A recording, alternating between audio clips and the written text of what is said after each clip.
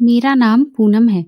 मेरा जन्म जब से हुआ था, मैंने सिर्फ और सिर्फ परेशानियों भरी जिंदगी ही जी थी। मैं उस दिन की कल्पना करके अपने आप को तसल्ली देती रहती थी जब मेरी शादी होगी और मेरा पति मुझे वो सारी खुशियां देगा जिसके बारे में मैं सोच सोच कर खुश होती रहती हूँ। क्योंकि मैं जिस जगह पर रहती थी वहाँ गरीब लोग ही रहते थे। लेकिन मैंने देखा था कि उनकी बेटियां जब भी अपने ससुराल से अपने पतियों के साथ वापस आती थीं तो वो बहुत खुश होती थीं, क्योंकि उनके पति उनकी सारी ख्वाहिशों को पूरा किया करते थे और उनके पास ऐशो आराम की भी कोई खास कमी नहीं होती थी। हालांकि मैंने देखा था कि शादी के बाद बहुत काम करना पड़ता है, क्योंकि शादी एक बहुत बड़ी जिम्मेदारी होती है। लेकिन फिर भी मैं अपना घर बसाने के खातिर सब कुछ बर्दाश्त करने के लिए तैयार थी। कम से कम कोई तो मेरी जिंदगी में ऐसा होता जो मेरी परवाह करता, मुझे प्यार करता और मेरे लिए सुख सुविधाएं जुटाता। मेरे माँ बाप इस दुनिया में नहीं थे, मुझे मेरे मामा मामी ने ही पाला था। शुरू शुरू में जब मुझे मामा अपने साथ अपने घर लेकर गए थे तो मेरी मामी मेरे साथ काफ़ी अच्छे से बिहेव करती थी। लेकिन फिर बाद में मैं धीरे धीरे उनके लिए बोझ बन गई थी। इसीलिए वो यही चाहती थी कि जल्द से जल्द मेरी शादी हो जाए, जिस वजह से मामी ने मामा के ऊपर दबाव बनाना शुरू कर दिया था कि अपनी भांजी की शादी जल्द से जल्द कर दो, क्योंकि लड़कियां जितनी जल्दी अपने घर की हो जाएं उतना ही बेहतर रहता है। जबकि मैं अभी और पढ़ना चाहती थी, क्योंकि मेरी जो सबसे अच्छी दोस्त थी वो अक्सर मुझे समझाती रहती थी कि लड़कियों के लिए पढ़ाई लिखाई करना और अपने पैरों पर खड़ा होना बहुत ज़रूरी होता है। खाली शादी ब्याह कर लेने से ही सब कुछ नहीं हो जाता। उसे देख देख कर ही मेरा भी मन करता था कि मैं भी नौकरी करूं, लेकिन मेरी मामी तो मुझे ठीक से पढ़ने लिखने ही नहीं देती थी। पर फिर भी मैं उनसे छुप छुप कर अपने पढ़ने के लिए समय निकाल लिया करती थी।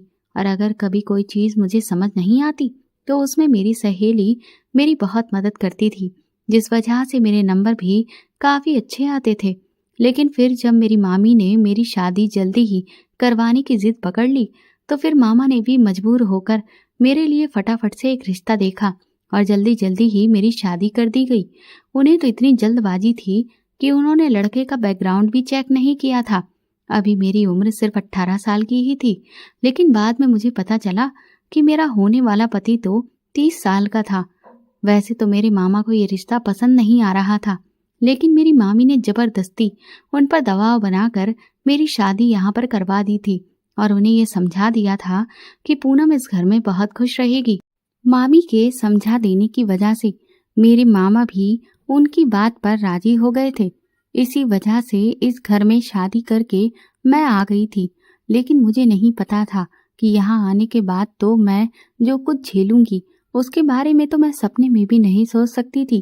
कहाँ तो मैं एक खूबसूरत जिंदगी की कल्पना कर रही थी और कहाँ मुझे रिश्तों के ऐसे रंग देखने को मिलेंगे जो रिश्तों की सारी मर्यादाओं को तार तार कर देंगे।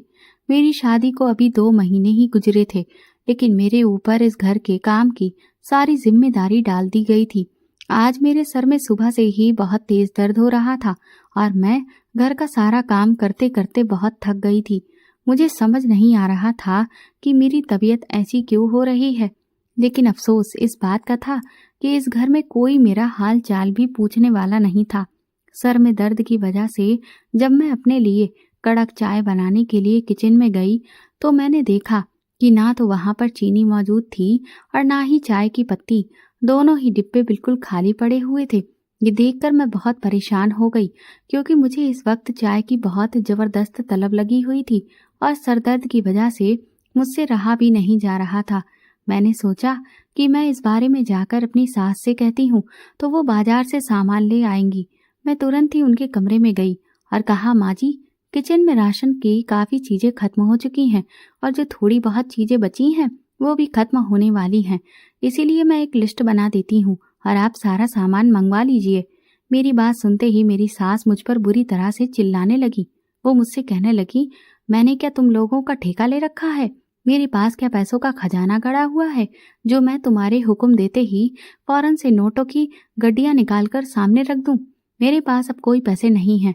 तुमसे तो इतना भी नहीं हुआ कि अपने घर से जब ब्याह कर यहाँ आई थी तो कम से कम कुछ लेकर ही आती। एक फूटी कौड़ी तक नहीं दी तुम्हारे मामा ने और बातें तो इतनी बड़ी बड़ी कर रहे थे। अरे तुम्हें अपने घर की बहू बना करके तो मेरी किस्मत ही फूट गई। कहाँ मैंने सोचा था कि बहू आएगी तो ढेर सारा दहेज लाएगी, अच्छा अच्छा सामान लाएगी, लेकिन बहू तो कंगालों की तरह बस 2 जोड़ी कपड़ों में ही मुंह उठाकर बेशर्मों की तरह चली आई। अब मेरे पास तुम्हें देने के लिए एक फूटी कौड़ी तक नहीं है, इसीलिए जब पैसे आएंगे घर में राशन तभी भरवाया जाएगा। सास की इतनी जली कटी बातें सुनकर मेरी आंखों से आंसू टप टप करके गिरने लगे। मैं तुरंत ही भागकर अपने कमरे में आ गई। मेरी शादी को इतने महीने हुए हैं, एक भी दिन ऐसा नहीं हुआ है जो मेरी सास ने मुझे ताने नहीं दिए हों। यहाँ तक कि मैंने शादी के बाद पहली बार राशन भरवाने की बात उनसे कही थी। अभी तक पिछले 2 महीने से जो राशन उन्होंने खरीद कर किचन में रखवाया था उससे ही मैं जैसे तैसे काम चला रही थी। लेकिन ये सब कुछ मेरी सास को तो दिखाई ही नहीं दिया। लेकिन मैं कर भी क्या सकती थी, क्योंकि इस घर में मेरी सास और जेठ ही वो लोग थे जो पैसा कमा कर लाते थे। मेरा पति तो एक नंबर का निकम्मा आदमी था। वो दिन भर बस घर से बाहर आवारागर्दी करता रहता था। जब वो खुद एक पैसा कमा कर लाता नहीं था तो फिर मैं उससे पैसे कहाँ से मांगती। इसीलिए मजबूरन मुझे हर जरूरत के लिए अपनी सास के पास ही जाना पड़ता था। मेरी सास नर्स का काम करती थी। शादी के बाद जब उनके बच्चे हो गए और कुछ ही समय के बाद उनके पति इस दुनिया में नहीं रहे तो उन्होंने नर्स की नौकरी करना शुरू कर दिया था। वो ज़्यादातर डिलीवरी का काम ही करती थी। लेकिन हैरत की बात ये थी कि वो जब भी किसी की डिलीवरी करने जाती थी तो जेठ जी उनके साथ में जाते थे। मुझे इसकी वजह समझ में ही नहीं आती थी कि किसी की डिलीवरी के लिए मेरे जेठ सास के साथ भला क्यों जाते हैं, जबकि उन्होंने तो नर्स वाला कोई काम भी नहीं सीख रखा था। मुझे अब इन लोगों पर शक होने लगा था। इसीलिए मैं इन लोगों की बातों पर अब ध्यान देने लगी थी।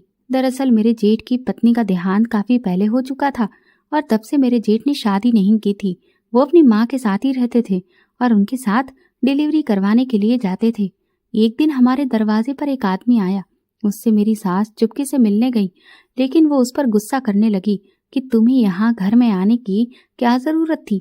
अगर किसी ने तुम्हें यहाँ पर देख लिया तो मुसीबत हो जाएगी। इस पर वो आदमी मेरी सास से कहने लगा कि खबर इतनी बड़ी है कि मैं क्या करता, क्योंकि अब फिर से डिलीवरी होने वाली है। उस आदमी की बात सुनकर मेरी सास बहुत खुश हो गई थी। फिर वो कहने लगी कि तुमने खबर तो बहुत ही अच्छी सुनाई है। ठीक है, जब मुझे निकलना हो तो बता देना, मैं पूरी तरह से तैयार रहूंगी। इतना कहकर उन्होंने दरवाज़ा बंद कर लिया था और फिर वो तुरंत ही दौड़ती हुई जेठ जी के कमरे में गई। मैं भी पीछे से जेठ जी के कमरे की खिड़की के पास छुपकर खड़ी हो गई। मेरी सास जेठ से बोली, तुम्हारे लिए खुशखबरी है। बहुत टाइम से तू तड़प रहा था ना, अब तेरी इस तड़प को शांत करने का मौका तुझे मिलने वाला है। इस पर मेरे जेठ तुरंत ही उछलकर उठकर खड़े हो गए। कहने लगे, क्या माँ, सच में? क्या फिर से मुझे कोई औरत? तभी मेरी सास जेठ से बोली, हाँ, बस कुछ ही दिनों में तेरा काम हो जाएगा।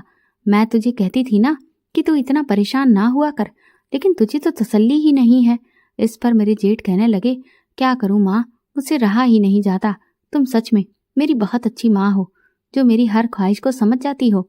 मेरी सास जेठ से कहने लगी, मैंने तुझसे कितनी बार कहा है कि अब तू शादी कर ले, आखिर कब तक ये सब करता रहेगा। तो मेरे जेठ कहने लगे कि मैं अब शादी ब्याह के चक्कर में नहीं पड़ने वाला, बल्कि मुझे तो ऐसे ही बहुत मजा आ रहा है। उन लोगों की ऐसी बातें सुनकर मेरे तो रोंगटे खड़े हो गए थे। वो दोनों माँ बेटे न जाने किस तरह की बातें कर रहे थे और कौन सी ऐसी साजिश थी जिसको अंजाम देने के लिए वो दोनों तड़प रहे थे, और ऐसी कौन सी मेरे जेठ की इच्छा थी जो पूरी होने वाली थी।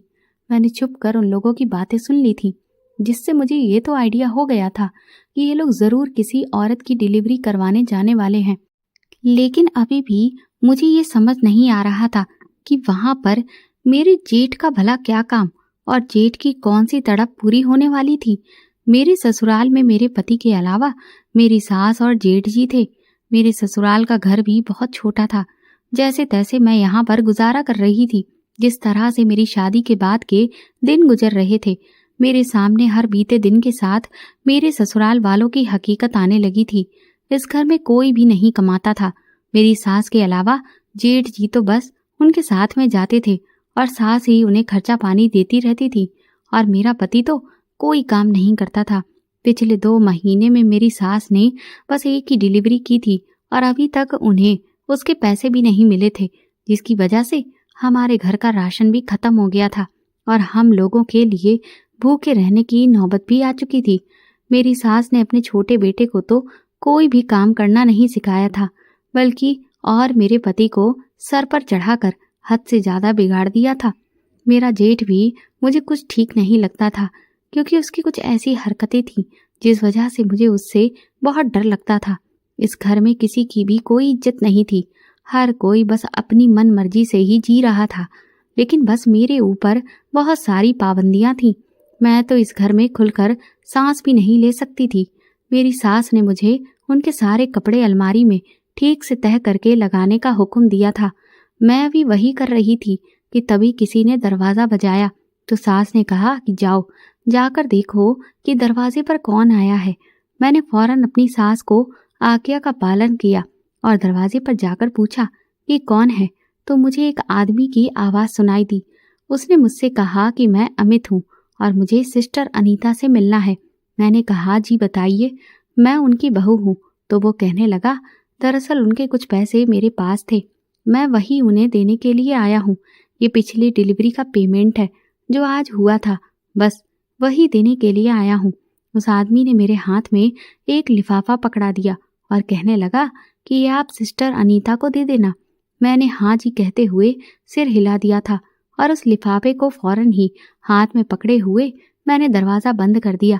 उस लिफाफे का वजन मुझे कुछ ज़्यादा ही मालूम हो रहा था, इसीलिए मेरे मन में एक बार आया कि मैं इसे खोलकर देखती हूँ कि इसमें कितने पैसे हैं।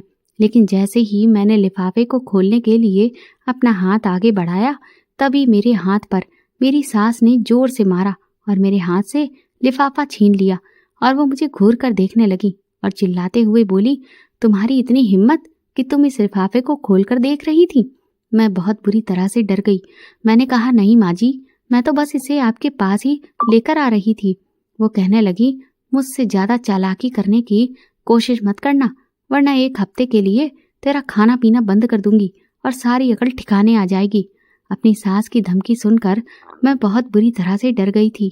मैं तुरंत ही दौड़ते हुए अपने कमरे में आ गई, लेकिन सच कहूँ तो मुझे उस लिफाफे के वजन से ऐसा लग ही नहीं रहा था कि उसमें थोड़े बहुत पैसे थे, बल्कि ऐसा लग रहा था कि उसमें तो मोटी मोटी नोटों की गड्डियाँ थीं।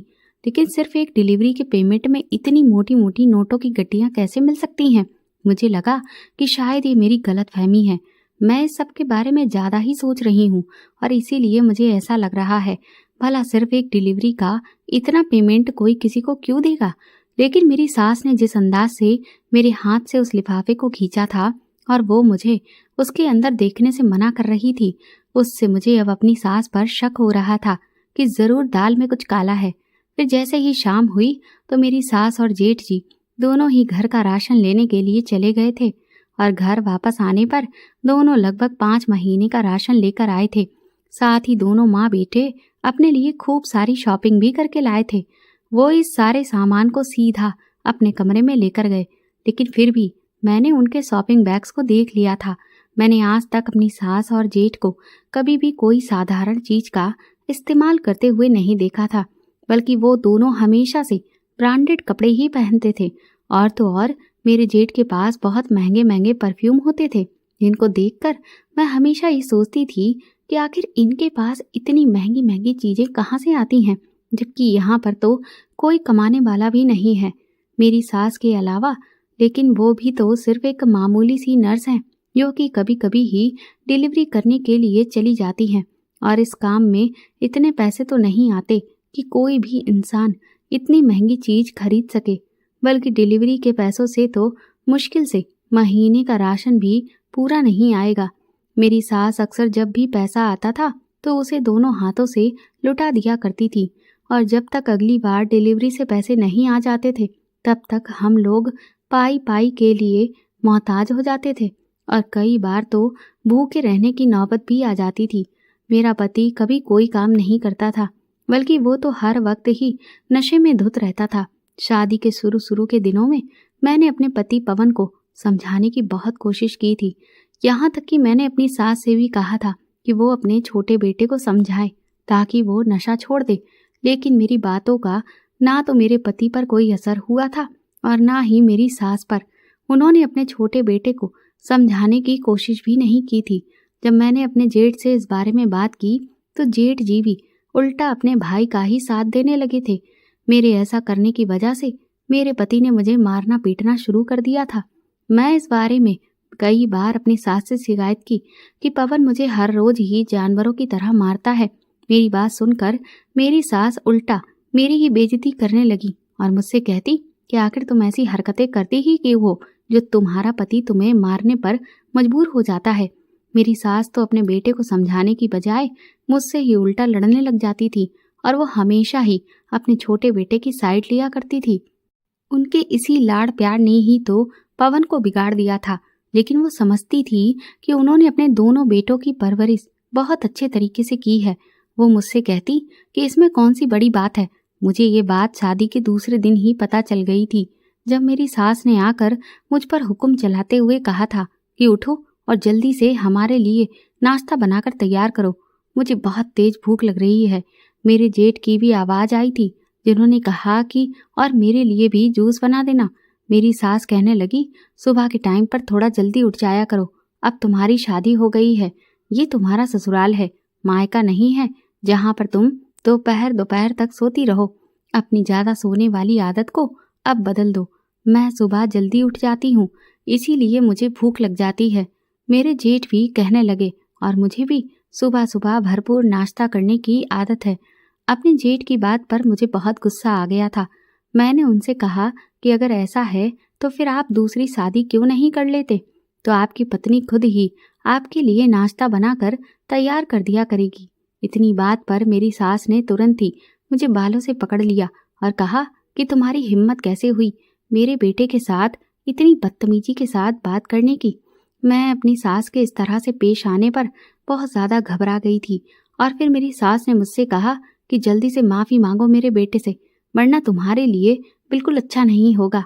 मुझे अपनी सास से डर लगने लगा था और मैंने डर की वजह से अपनी सास की बात मान ली, क्योंकि मुझे ये बात अच्छी तरह से समझ आ गई थी कि पूरे घर में मेरी सास और जेठ की ही चलती है। इनके अलावा तो घर में कोई भी पर नहीं मार सकता था। अब मेरी सास ने सारे घर की जिम्मेदारी सिर्फ मुझे ही सौंप दी थी। हर छोटे बड़े काम से लेकर सब कुछ मैं ही देखा करती थी और वो दोनों अपनी ही अलग खिचड़ी पकाते रहते थे। उस घर में मुझ पर कोई तरस खाने वाला नहीं था, क्योंकि उन लोगों को तो मेरे रूप में एक मुफ्त की नौकरानी मिल गई थी और उन्होंने मेरा खूब फायदा भी उठाया था। इसी सब के चलते वो लोग मेरे ऊपर अत्याचार करने लग जाते थे। अपने लिए तो मेरी सास इतने महंगे महंगे कपड़े और ना जाने क्या क्या लेकर आती थी, लेकिन उन्होंने आज तक मुझे एक जोड़ी नए कपड़े भी लाकर नहीं दिए थे। और मेरा पति, उसे तो इस बात से कोई मतलब ही नहीं था कि मैं क्या पहनती हूँ, क्या खाती हूँ और क्या करती हूँ। वो तो सिर्फ अपने आप में ही बिजी रहता था। मेरी सास अक्सर मुझे पुराने कपड़े न जाने कहाँ से लाकर दिया करती थी और बात बात पर मेरी बेइज्जती करती थी। मेरा पति भी मुझे कोई खास मुंह नहीं लगाता था। अब तो मैं हर वक्त दिल ही दिल में अपने भाग्य को कोसती रहती थी कि वो कौन सी मनहूस घड़ी थी जब मेरी शादी मेरे पति के साथ हो गई, क्योंकि उस दिन से लेकर आज तक मैंने कभी भी चैन की सांस तक नहीं ली थी। कहाँ तो मैं ये सोचती थी कि शादी के बाद मेरी जिंदगी खुशहाल हो जाएगी, बल्कि यहाँ तो उल्टा खुशियाँ मेरी जिंदगी से पूरी तरह से गायब ही हो गई थी और सिर्फ आंसू ही रह गए थे जो हमेशा मेरी आंखों में आते रहते थे। यहाँ तो मेरे दिल का हाल जानने वाला कोई भी नहीं था। शादी से पहले कम से कम मेरी सहेली तो मेरे पास थी, जिससे मैं अपनी दुख तकलीफों को बांट लिया करती थी, और वहाँ पर मुझ पर जुल्म करने वाली सिर्फ मेरी मामी थी। लेकिन यहाँ तो ये 3 राक्षस बैठे हुए थे। कभी कभी तो मेरा दिल करता था कि मैं वापस मामा के पास चली जाऊं और अपने पति से डाइवोर्स ले लूं, क्योंकि क्या फायदा है ऐसे घर में रहने का जहाँ पर आपकी इज्जत भी ना हो। जबकि मैं बहुत ज़्यादा मेहनत करती थी ताकि इन लोगों को कैसे भी खुश रख सकूं, लेकिन फिर भी इन लोगों के दिल में मेरे लिए कोई रहम नहीं आता था। और अब मैं इन सारे हालातों से बहुत तंग आ चुकी थी। जब कभी भी मेरी फ़ोन पर मेरे मामा जी से बात होती तो मैं उन्हें थोड़ा बहुत यहाँ के बारे में बता देती थी, क्योंकि मैं सब कुछ खामोशी से बर्दाश्त नहीं कर सकती थी। मैंने मामा जी को बताया था कि ये सब लोग मिलकर मुझ पर बहुत ज़्यादा अत्याचार करते हैं। मैं घर का सारा काम करती हूँ, उसके बावजूद ये लोग मुझसे कभी खुश नहीं होते। और पवन, वो तो हमेशा मुझे मारता पीटता रहता है। वो तो घर पर जब भी आता है तो नशे की हालत में ही होता है। लेकिन मेरी बातें सुनकर मामा जी हमेशा मुझे तसल्ली देते थे और मुझे ही समझाने लगते थे कि बेटी, अब जो होना था वो तो हो गया, इसीलिए अब तुम सब्र करना सीख लो। भगवान ने अगर चाहा तो एक दिन सब कुछ ठीक हो जाएगा। उनकी ऐसी बातें सुनकर मेरी आंखों से आंसू बहने लग जाते थे और मैं यही सोचती थी कि काश अगर आज मेरे माँ बाप जिंदा होते तो वो लोग इस सब में मेरा साथ देते और मुझे इस दलदल से निकाल लेते। उनके ना होने पर मेरा हाल कोई समझने वाला नहीं है, लेकिन ऊपर वाले ने तो मुझ पर बहुत बड़ा जुल्म किया था। मैं दिल ही दिल में ये सोचने लग जाती थी कि पता नहीं ये सब कुछ कब ठीक होगा, और जब तक ये ठीक होगा पता नहीं मैं जिंदा भी रह पाऊंगी या नहीं, क्योंकि मेरे जीते जी तो इन लोगों का सुधार नामुमकिन लग रहा था मुझे।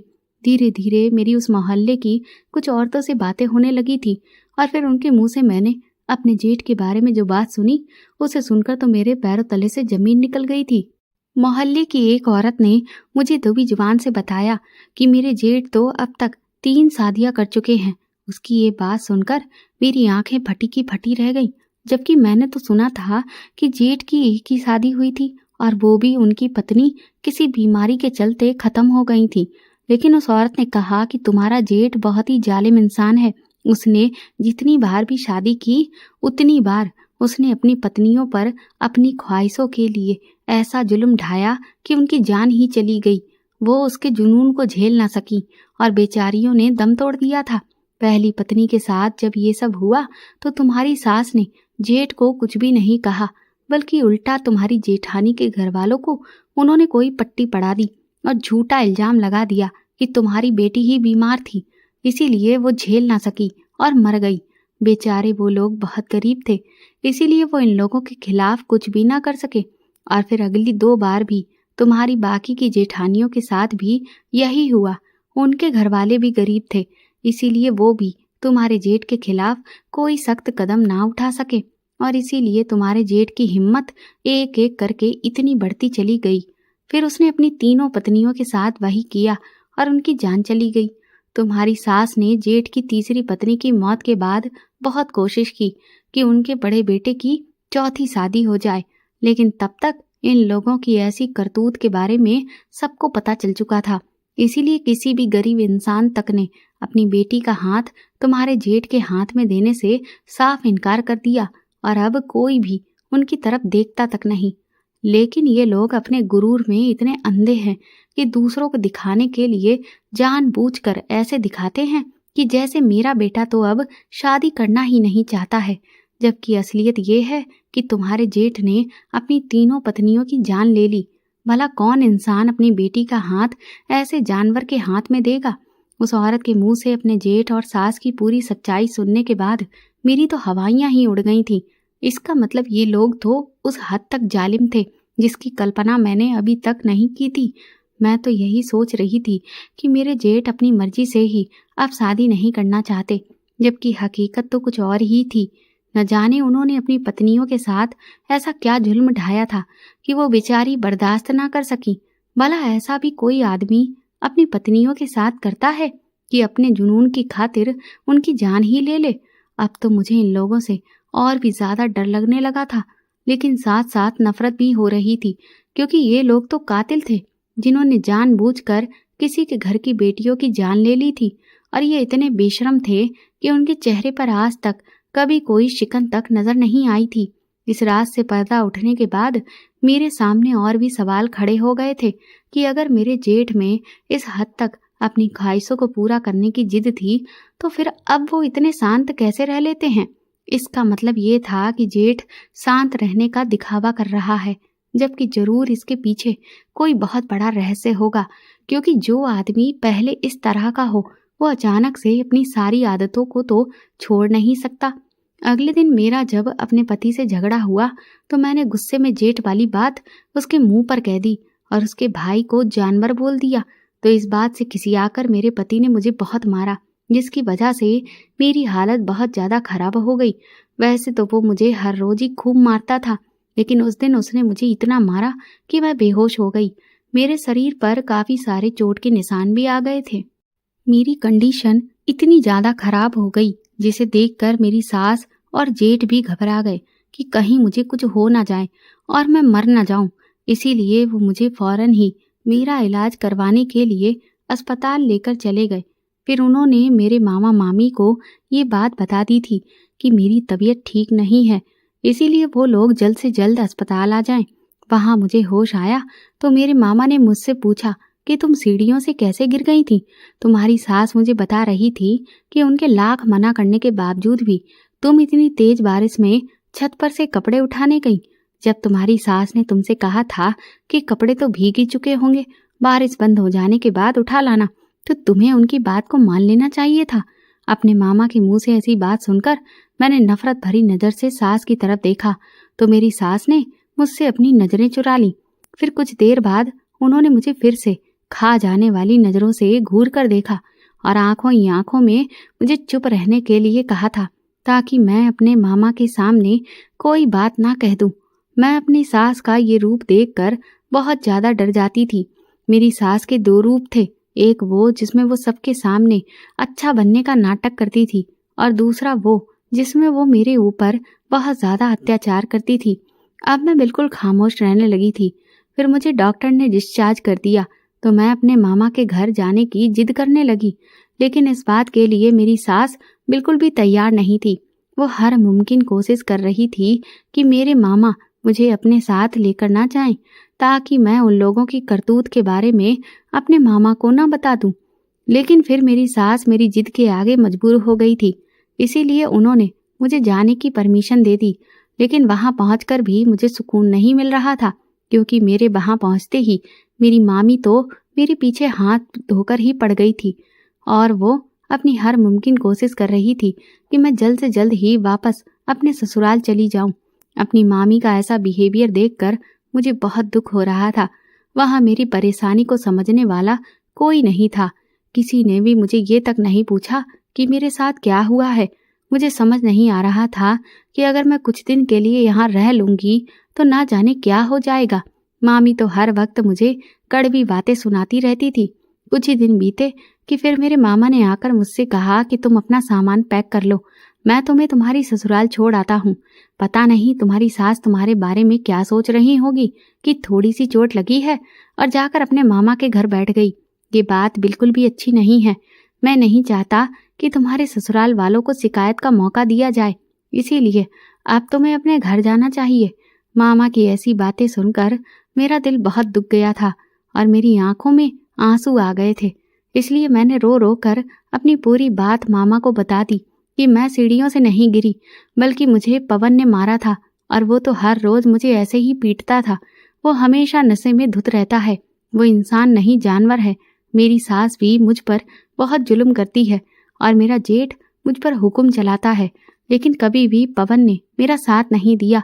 मेरी सारी बातें सुनने के बाद मामा जी पर भी कोई खास असर नहीं हुआ था और ना ही उन्हें मेरी बातों पर यकीन आ रहा था, बल्कि उन्होंने तो उल्टा मुझे समझा दिया कि बेटा, अब ये तुम्हारे घर की बात है। शादी के बाद तो लड़कियों को ये सब बर्दाश्त करना ही होता है। इतनी छोटी छोटी बातों पर तुम अपना घर छोड़कर यहाँ नहीं आ सकती। अब मैं समझ गई थी कि असल में इस दुनिया में अब मेरा कोई भी नहीं है। फिर मैं शाम तक ही अपने ससुराल वापस चली गई। मेरे ससुराल जाते ही मेरी सास ने मुझे देखकर ताने देने शुरू कर दिए। वो मुझसे कह रही थी कि बस 2 दिन तक ही रख पाए तुम्हारे मामा, वैसे तो बहुत बड़े पैसे वाले बनते हैं। 2 दिन मायके में रहने का शौक पूरा हो गया। उनके चेहरे पर एक अजीब सी मुस्कुराहट थी जो मुझे बिल्कुल भी अच्छी नहीं लग रही थी, इसलिए मैं फौरन अपने कमरे में चली गई। मेरी सास ने तो मेरे जख्मी होने का भी ख्याल नहीं किया था, बल्कि ऐसी हालत में भी वो मुझसे सारे घर का काम करवा रही थी। मुझे अपनी जिंदगी बहुत बुरी लगने लगी थी। फिर कुछ दिनों बाद भगवान ने मुझे खुशी दी। मैं प्रेग्नेंट हो गई थी। मैं इस खबर से बहुत खुश थी, क्योंकि मुझे लग रहा था कि शायद अब सब कुछ बदल जाएगा और बच्चे की खातिर मेरे ससुराल वाले भी मेरे साथ ठीक हो जाएंगे। यहाँ तक कि मेरा पति भी बदल जाएगा। वो अपनी जिम्मेदारियां समझेगा और ये लोग भी मेरी कदर करेंगे और मेरा पति मुझे मारेगा भी नहीं। मेरी सास को जब ये पता चला कि मैं प्रेग्नेंट हूँ तो वो भी बहुत खुश हुई थी, लेकिन एक दिन मेरे पैरों तले से जमीन निकल गई थी, क्योंकि मैंने अपनी सास और जेठ को कुछ बातें करते हुए सुना था। वो मेरे बारे में ही कुछ अजीब सी बात मेरे जेठ से कर रही थी। उनकी बात सुनकर मैं बहुत ज्यादा डर गई और ये सोचने लगी कि पता नहीं मेरी सास और जेठ मेरे साथ क्या करने वाले हैं। कहीं मेरा जेठ मेरे साथ कुछ गलत तो नहीं करने वाला। अब तो मैं ये सब सोचकर हर समय परेशान रहती थी। फिर कुछ दिन गुजरने के बाद एक आदमी फिर से हमारे घर आया तो मैं छुपकर अपनी सास और उस आदमी की बातें सुनने लगी थी, ताकि मैं ये पता लगा सकूं कि आखिर ये लोग ऐसा क्या काम करते हैं कि उनके पास इतने पैसे आ रहे हैं और जेठ भी मेरी सास के साथ जाते हैं। वो आदमी मेरी सास से कहने लगा, जल्दी मेरे साथ चलो, मैंने एक और शिकार पकड़ लिया है और अब उसकी डिलीवरी का टाइम भी आ गया है। तुम अपने बेटे से भी कह दो कि वो भी तैयार रहे। इस बार खूब फायदा होगा, क्योंकि इस बार बहुत ऊंची आसामी से वास्ता पड़ा है।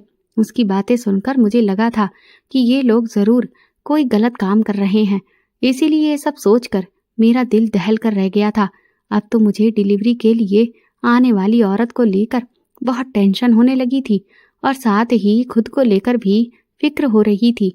इसीलिए मैं छुपकर उन लोगों के पीछे चल पड़ी, ताकि मैं खुद जाकर देख सकूं कि ये लोग क्या काम करने वाले हैं और मेरा जेठ उन प्रेग्नेंट औरतों के साथ क्या करता है। जैसे ही मेरी सास और जेठ एक साथ घर से छुपकर निकले तो मैं भी उनका पीछा करने लगी। मुझे अभी पीछा करते हुए थोड़ी देर हुई थी कि मेरी सास ने न जाने कैसे मुझे देख लिया। शायद उन्हें भी मुझ पर शक हो गया था कि मैं उनका पीछा कर रही हूँ। वो तुरंत ही मेरे पास आई। मैं बुरी तरह से डर गई। वो मुझसे कहने लगी कि तुम हमारा पीछा क्यों कर रही हो, तुम्हें क्या परेशानी है। मैंने उनकी बात सुनकर जल्दी से बहाना बनाया कि मेरी तबीयत कुछ ठीक नहीं है, इसीलिए मैं पास के ही मेडिकल स्टोर से दवा लेने जा रही थी। मैंने पहले सोचा कि मैं आपसे कह देती हूँ कि आप मुझे दवा लाकर दे दो। फिर मैंने सोचा कि आपको काम के लिए जाने में देरी हो जाएगी और वैसे भी मेडिकल स्टोर पास में ही है, इसलिए मैं खुद ही जाकर दवा लेने जा रही थी। मेरी बात सुनकर मेरी सास ने गुस्से भरे अंदाज में कहा कि फिलहाल तुम अभी घर जाओ, मैं वापस आकर तुम्हें दवा लाकर दूंगी और तुम्हारी तबीयत भी खुद से ठीक करूंगी। उनकी बात सुनकर मैं बहुत डर गई थी, क्योंकि वो मुझे धमकाने वाले अंदाज में कह रही थी। इसीलिए उनके घर आने से पहले मैं बहाना करके जल्दी सो गई।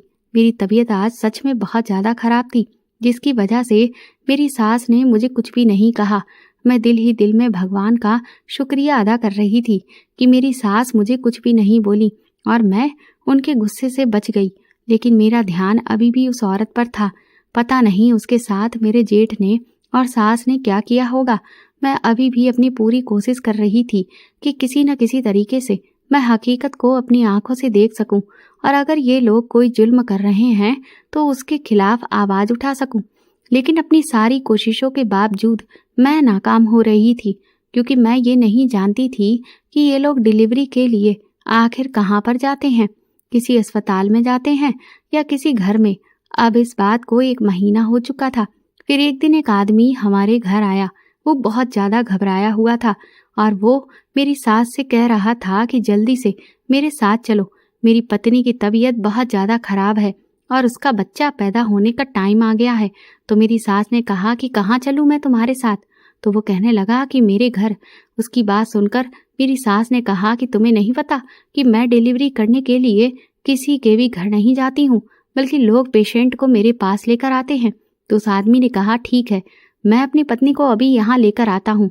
इस पर मेरी सास ने कहा कि यहाँ मत लाना, बल्कि मैं तुम्हें एक एड्रेस देती हूँ, तुम अपनी पत्नी को वहाँ पर लेकर आ जाओ, क्योंकि वहाँ पर हमारे पास जरूरत का सारा सामान मौजूद है। फिर उस आदमी के साथ साथ मैंने भी वो एड्रेस याद कर लिया था और जल्दी से जाकर मैं अपने कमरे में लेट गई। थोड़ी देर के बाद मेरी सास मेरे कमरे में आई और मुझसे कहने लगी कि मैं डिलीवरी करने जा रही हूँ, इसलिए तुम घर का ख्याल रखना।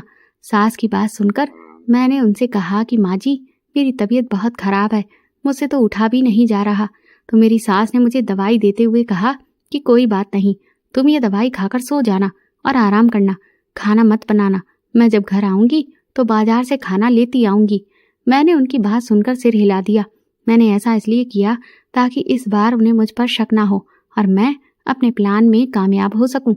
मेरी सास ने तुरंत ही जेठ को फ़ोन करके घर बुला लिया और फिर उन दोनों के जाने के 15 मिनट के बाद भी मैं भी उस एड्रेस पर पहुंच गई थी और वहां का नज़ारा देखकर तो मेरी आंखें फटी की फटी रह गई थीं। वहां पर उस औरत के साथ मेरा जेठ जो कुछ भी कर रहा था, मैं तो कभी सपने में भी नहीं सोच सकती थी। और ऐसे घिनौने काम में मेरी सास भी अपने बेटे का साथ दे रही थी। वो बेचारी औरत तो इस वक्त बिल्कुल बेसुध सी थी। उसे तो इतनी तकलीफ हो रही थी कि उसे ज़्यादा कुछ समझ ही नहीं आ रहा था कि उसके साथ कौन क्या कर रहा है। अपने जेठ को ऐसा घिनौना काम करते हुए देखकर मुझे उससे सख्त नफरत होने लगी थी। उसे शर्म नहीं आ रही थी कि एक औरत जो पहले से ही पेट से है, वो उसके साथ ऐसा काम भला कैसे कर सकता है। और तो और मेरी सास इतना नीचे गिर गई थी कि वो अपने बेटे की ख्वाहिश को पूरा करने के लिए उसका इतने नीच काम में भी साथ दे रही थी। अब मुझे समझ आ रहा था कि मेरे जेठ की पहली 3 पत्नियों की मौत आखिर क्यों हो गई थी, क्योंकि जेठ तो बिल्कुल जानवर इंसान था। ये सब कुछ अपनी आंखों से सामने देखकर मेरे होश उड़ गए थे और उसी वक्त मैं लड़खड़ा गई, जिससे आवाज हुई और मेरी सास ने एक बार फिर से मुझे देख लिया था। इस बार उन्होंने सीधा मुझे बालों से पकड़ा और मुझे मारने लग गई। लेकिन तभी अचानक वहां पर पुलिस आ गई थी, क्योंकि मैंने ही पुलिस को बुला लिया था।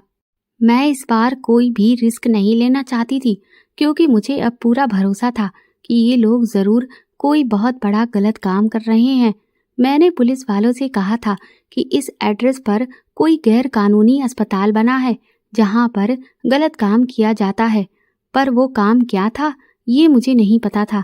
लेकिन इस जगह पर पहुंचने के बाद तो जो मामला मेरे सामने खुला था, उसके बारे में तो मैं कभी सोच भी नहीं सकती थी।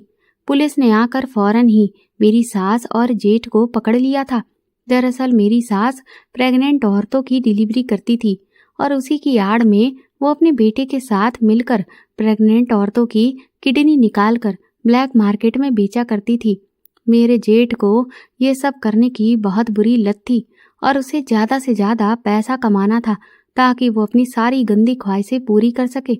जैसे ही पुलिस उन लोगों को अपने साथ लेकर जाने लगी, मेरी सास खुद को पुलिस से छुड़ाने लगी और इसी खींचातानी में उसने मुझे बहुत जोर का धक्का दिया, जिससे मैं ज़मीन पर गिर गई। वो मुझ पर गुस्से में टूट पड़ी और चिल्लाने लगी कि मैं तुझे जिंदा नहीं छोड़ूंगी। मैं ज़मीन पर गिरी तो गिरते ही मुझे बहुत तेज़ दर्द होने लगा। मैं बुरी तरह से तड़पने लग गई थी और फिर जिसकी वजह से मेरा बच्चा इस दुनिया में नहीं रहा था। मेरी सास और जेठ को उम्र कैद की सजा हुई थी।